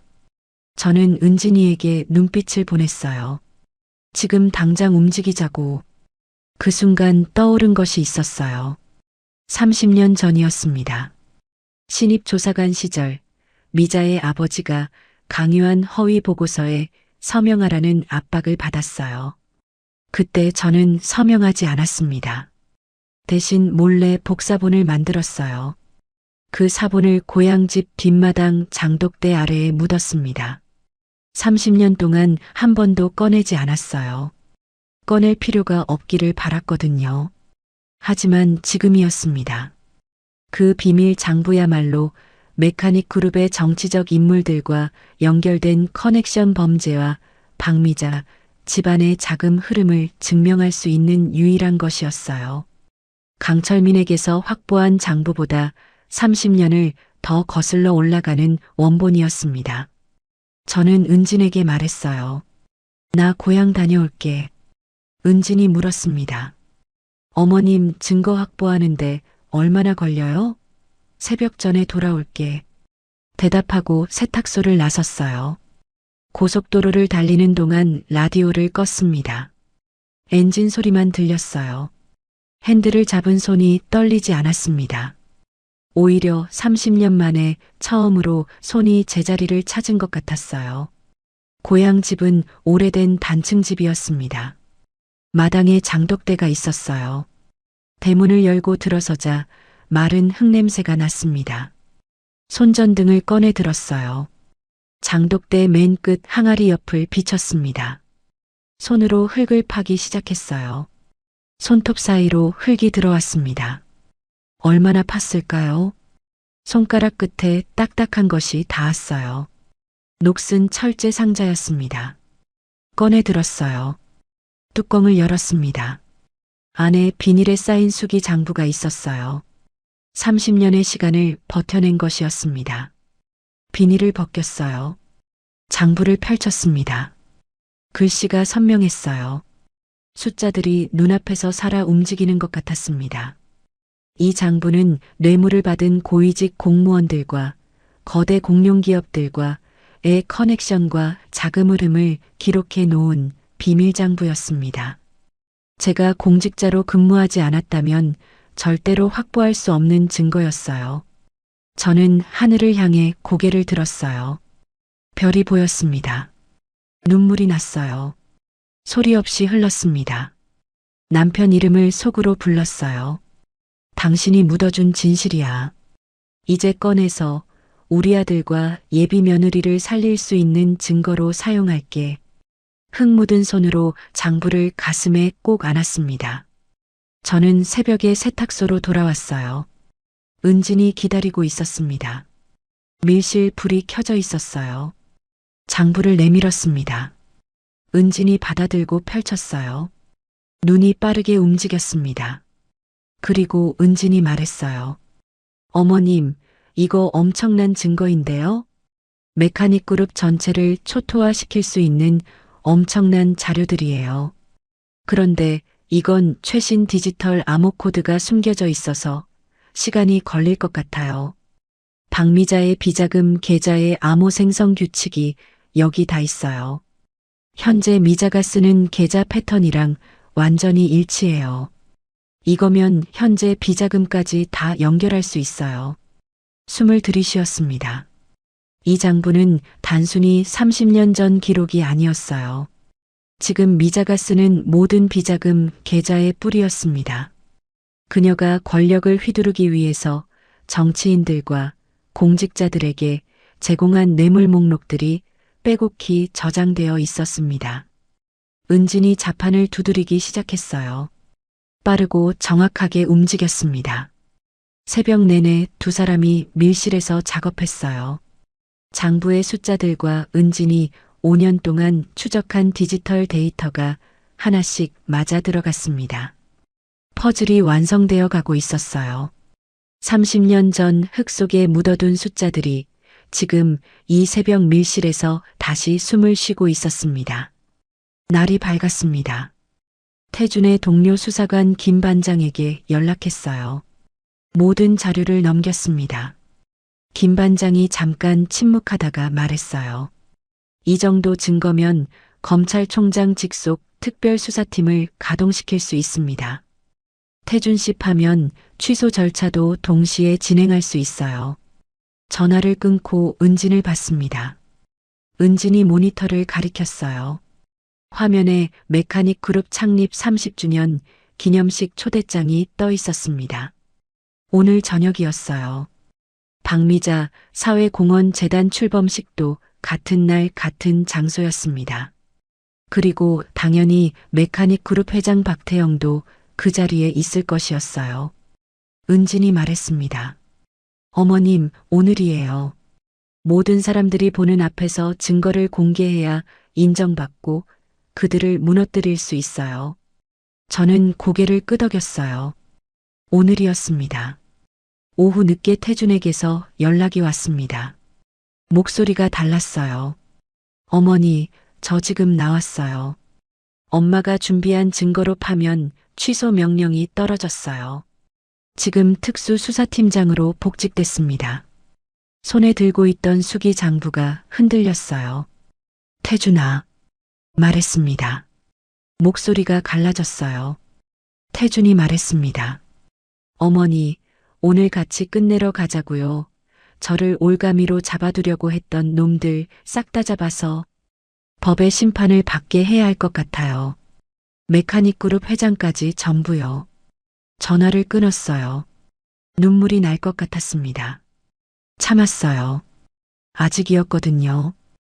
호텔 연회장은 화려했습니다. 샹들리에가 눈부시게 빛났어요. 수백 명의 사람들이 테이블마다 앉아 있었습니다. 단상 위에는 두 사람이 나란히 서 있었어요. 박미자와 그 남편 메카닉 그룹 회장 박태영이었습니다. 미자는 흰 드레스에 목걸이가 번쩍였고 회장은 최고급 정장 차림으로 환하게 웃으며 하객들에게 손을 흔들고 있었어요. 수십조 매출을 자랑하는 방산업체 회장답게 자신감이 넘쳤습니다. 저는 30년 전 세무조사 현장에서 입었던 빛바랜 감색 정복을 차려입고 연회장 문을 열었어요. 사람들의 시선이 돌아왔습니다. 미자가 단상 위에서 저를 봤어요. 눈빛이 순간 굳었습니다.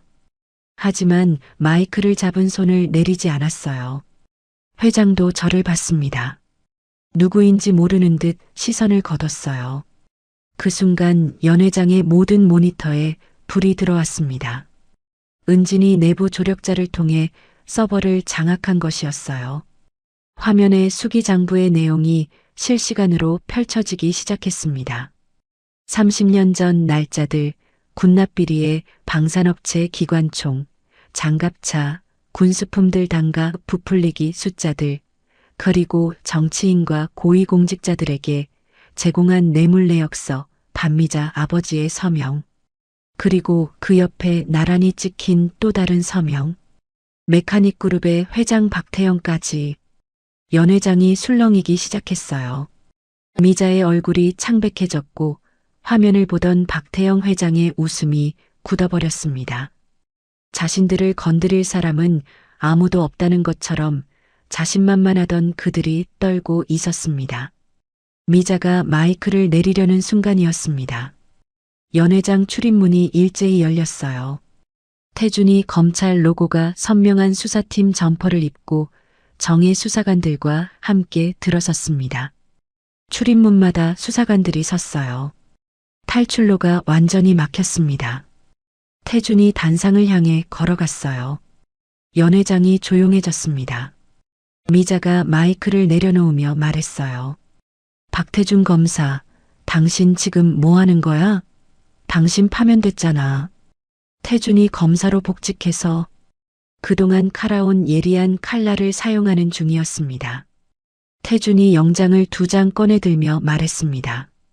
박미자 씨, 그리고 메카닉그룹 회장 박태영 씨, 당신들은 고위공직자 뇌물공여, 자금 세탁, 군수품 비리 공모, 그리고 내부 고발자, 직원의 살인 교사 혐의로 체포영장 집행합니다.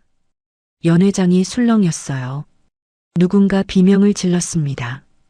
박미자의 얼굴이 하얗게 질렸고 회장이 마이크를 잡으며 소리쳤어요. 지금 이게 무슨 짓이야? 내가 누군지 알아? 증거 있어? 수사관들이 양쪽에서 회장의 팔을 잡았습니다. 회장의 목소리가 점점 커졌어요. 경호원들이 보호하려고 하자 수사관들이 경호원들마저 체포했어요. 박태영 회장은 경호원들에게 박앤장 로펌에 당장 연락하라고 소리쳤습니다. 당신들, 이거 다 불법이야. 각오해. 하지만 태준이와 수사관들은 멈추지 않았습니다. 동시에 은진이 메인 서버를 완전히 장악했어요. 미자와 회장이 실시간으로 해외 비자금 계좌로 빼돌리려던 자금이 전부 동결되었습니다. 그 내역이 연 회장 대형 스크린에 떴어요. 수천억 원의 숫자가 눈앞에 펼쳐졌습니다. 이어서 박미자가 저를 죽이려고 교통사고를 일으켜서 사고로 위장하려고 모의했던 음성 녹취록이 흘렀어요. 미자의 목소리가 연 회장 스피커를 통해 선명하게 울렸습니다. 빨리, 오늘 밤 처리해. 연 회장이 경악으로 가득 찼어요. 그 다음 강철민 상무의 자백 녹취록이 흘렀습니다. 손은진 과장의 동료였던 메카닉그룹의 직원이었던 부부를 사고로 위장해 처리했다는 진술이었어요. 그리고 마지막으로 회장이 군납단가를 직접 지시한 내부 문건이 스크린을 가득 채웠습니다. 수십 년치 숫자들이었어요. 미자가 뒷걸음질 쳤습니다. 회장은 그 자리에 굳어버렸어요. 추악한 권력을 지닌 사자들의 숨겨진 범죄들이 만천하에 공개되는 순간이었어요. 저는 체포되는 박미자와 그 남편을 보면서 당당하게 단상 위로 걸어 올라갔습니다. 미자와 눈이 마주쳤어요.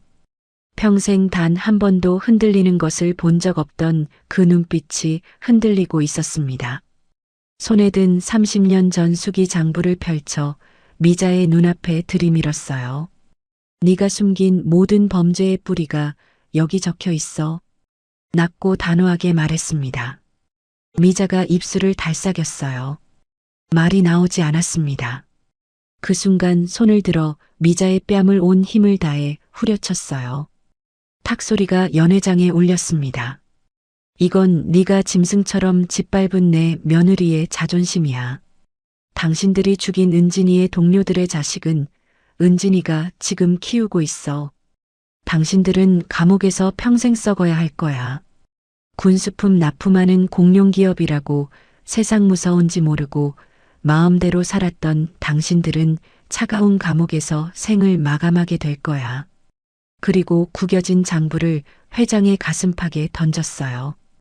이건 당신이 30년 동안 나라를 등쳐먹은 죗값이에요. 박미자가 비틀거렸습니다. 회장이 장부를 받아들고 멍하니 서 있었어요. 단상 아래에서 박수 소리가 터졌습니다. 태준이 단상으로 올라왔어요. 먼저 회장 앞에 섰습니다. 박태영 씨, 대한민국 국민의 세금으로 만든 무기를 팔면서 수십 년간 단가를 부풀려 나라를 속인 죄, 오늘 반드시 치르셔야겠습니다. 그리고 정관계 고위공직자들에게 뇌물을 먹여서 저를 누명 씌우고 부패한 검사들까지 지금 모두 체포되었으니 로펌에 연락해도 풀려날 방법이 없을 겁니다. 태준이 박태영 회장의 손목에 수갑을 채웠어요. 그리고 미자에게로 걸어갔습니다. 박미자 씨, 남편 뒤에 숨어서 사람을 죽이고 증거를 인멸한 죄도 함께 치르셔야겠습니다. 어머니의 동창이신데 어떻게 그렇게 악마처럼 살아오셨습니까? 당신이 지은 죄는 감옥에서 죽을 때까지 반성하며 사십시오. 미자의 손목에도 수갑이 채워졌어요. 딸깍 딸깍 두 소리가 연달아 연회장에 울렸습니다. 회장이 굳은 얼굴로 주위를 둘러봤어요. 평생 자신을 둘러쌌던 정관계 인사들, 거래처 대표들, 언론인들이 그 자리에서 이 장면을 지켜보고 있었습니다. 아무도 나서지 않았어요. 무너지는 악인을 보면서 이제는 거리를 두려고 한 것이지요. 끌려가는 회장의 어깨가 천천히 꺾였습니다. 미자의 무릎이 바닥에 닿았어요. 진주야, 살려줘. 미안해. 미자가 무릎 꿇고 애원하며 말했습니다. 진주야, 너는 동창이잖아. 우린 친구잖아. 뭐, 친구라고? 미쳐도 단단히 미쳤구나. 난 한 번도 너의 친구였던 적이 없었어. 넌 남편의 권력을 믿고 나를 짓밟고 우리 아들을 누명 씌워서 파면시켰지. 절대로 용서할 수 없어. 무엇보다 넌 사람의 목숨을 가지고 장난을 쳤으니 그건 평생 감옥에서 속죄하면서 살아야 할 거야. 저는 그대로 등을 돌렸어요. 돌아보지 않았습니다. 연회장에서 박수 소리가 커졌어요. 은진이 죽은 동료 부부의 아이를 품에 안고 연회장 입구에 서 있었습니다. 아이가 은진의 목을 꼭 안고 있었어요. 단상에서 내려가 은진에게로 걸어갔습니다. 은진이 눈물을 흘리며 말했어요. 어머님, 감사합니다. 드디어 공룡 같은 무서운 사람들을 처단했어요. 모두 어머니가 저를 믿어주셔서 그런 거예요. 저는 두 팔을 벌렸습니다. 은진이 아이를 안은 채 품으로 들어왔어요. 세 사람이 이제 가족처럼 한 덩어리가 되었습니다. 하늘을 향해 고개를 들었어요. 저는 죽은 남편 이름을 불렀습니다. 소리 없이 가슴으로만 불렀어요. 눈물이 흘렀습니다. 그들이 체포된 지 벌써 1년이 지났습니다. 도심 대로변에 새 간판이 걸렸어요. 진주와 은진의 가족 세무법인.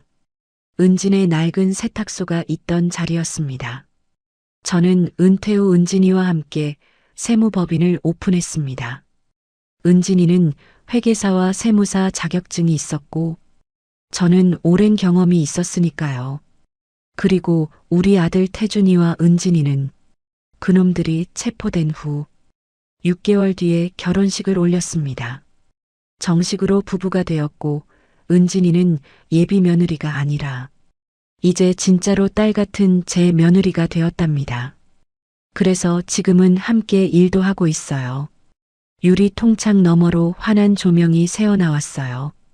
이제 세탁소는 더 이상 운영하지 않아서 스팀 다리미 소리 대신 키보드 두드리는 소리가 들렸습니다.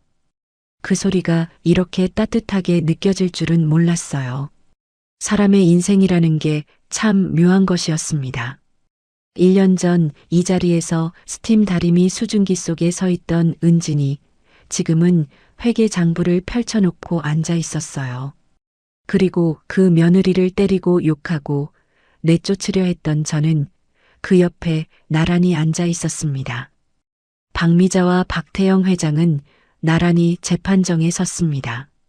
고위공직자 뇌물 제공, 자금 세탁, 군납비리 공모, 살인 교사 혐의로 두 사람 모두 구속 기소되어 재판이 1년 넘게 진행 중이었어요. 그들의 전 재산은 이미 동결되었고 보석도 허가되지 않았습니다. 수십 년간 권력의 정점에 서 있던 두 사람이 구치소 수감복을 입고 법정에 나란히 앉아 있다는 소식이 들렸어요. 호텔 펜트하우스 유리창 너머로 도심을 내려다보며 와인 잔을 기울이던 그 여자가 지금은 차가운 법정 의자에 앉아 있었습니다.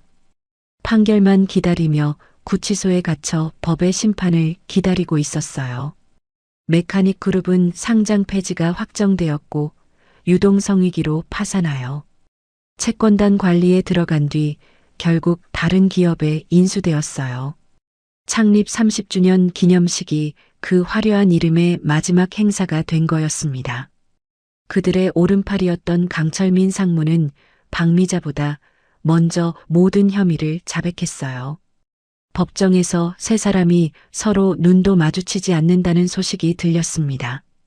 가장 믿고 의지했던 강철민이 위기에 처하자 자신의 주인이었던 회장과 박미자의 비리를 전부 고발하여 감형을 받기 위해서 배신을 한 거였죠. 씁쓸한 현실이었어요.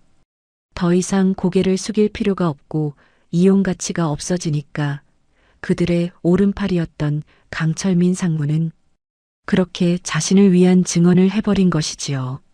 저는 아침마다 사무실 창가에 앉아 커피를 마십니다.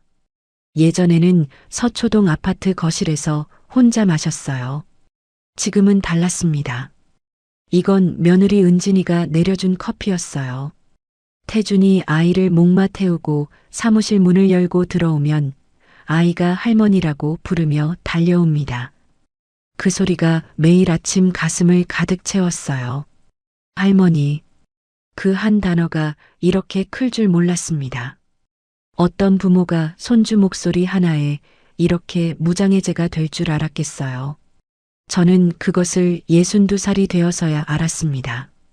제 친손녀는 아니었지만, 그리고 은진이의 친딸이 아니었지만, 사망한 동료의 자식을 친딸처럼 기르는 제 며느리 은진이를 보며 저도 많이 반성했습니다. 은진이가 친딸처럼 생각하고 있으니 저도 이제 손녀딸 하진이를 친손녀로 생각하고 평생 사랑으로 키울 겁니다. 은진은 더 이상 뜨거운 스팀 다리미를 잡지 않았어요. 대신 정교한 회계장부를 다뤘습니다.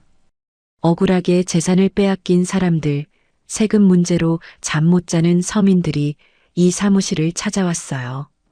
은진이 그들의 이야기를 들으며 자판을 두드리는 모습을 바라볼 때마다 생각했습니다. 이 여자가 5년 동안 혼자 버텨온 것이 이 자리를 위해서였다고요. 저는 그것을 너무 늦게 알았어요. 처음 봤을 때 세탁소 주인이라는 것만 보고 아이 딸린 미혼모라는 것만 봤습니다. 그 눈 뒤에 이런 선한 사람이 있다는 것을 보지 못했어요. 부끄러운 일이었습니다. 은진이를 만난 것은 제 인생의 최대의 행복이었어요.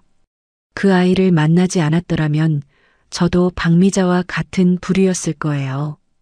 돈 앞에서 사람을 평가하고 저울질하는 갑질하는 그저 그런 사람이었겠지요.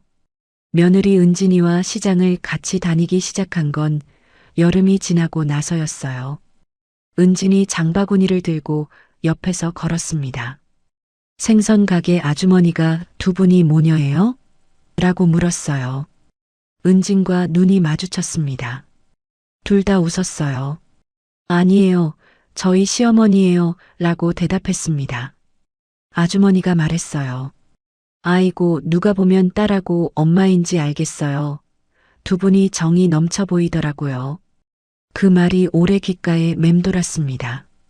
정이 넘쳐 보인다고요. 한때 며느리 은진이를 미워했던 마음이 이제는 전부 녹아내렸습니다. 우리 검사들의 앞길을 막는다고 생각했는데 제가 틀렸어요. 우리 아들이 사람을 볼 줄 알았던 거예요. 애 딸린 미혼모 아들이라고 깎아내렸던 제가 작아지는 순간이었어요. 여러분, 오늘 이야기 어떻게 들으셨나요? 평생 공무원으로 성실하게 일하고 검사라는 아들을 키워냈지만 권력을 가진 동창생 친구에게 배신당해 무릎을 꿇고 구두를 닦으면서도 결국 혼자서 아이를 키우는 며느리와 손을 맞잡고 일어선 과정이 참으로 가슴 벅찼습니다. 의문의 교통사고로 사망한 동료의 죽음을 보고도 희망을 잃지 않고 용기를 내어 동료의 자식까지 품에 안고 목숨을 걸고 권력을 잡은 이들과 맞서 싸운 은진 씨의 용기가 검사, 아들을 둔 김진주 씨의 마음까지 녹인 것이 아닌가 하는 생각이 드네요. 오늘의 이야기가 여러분의 마음에 작은 위로가 되었다면 구독과 좋아요를 눌러주세요. 그리고 지금 어디에서 듣고 계신지 댓글로 알려주시면 그곳으로 행운의 기운을 가득 담아 보내드리겠습니다.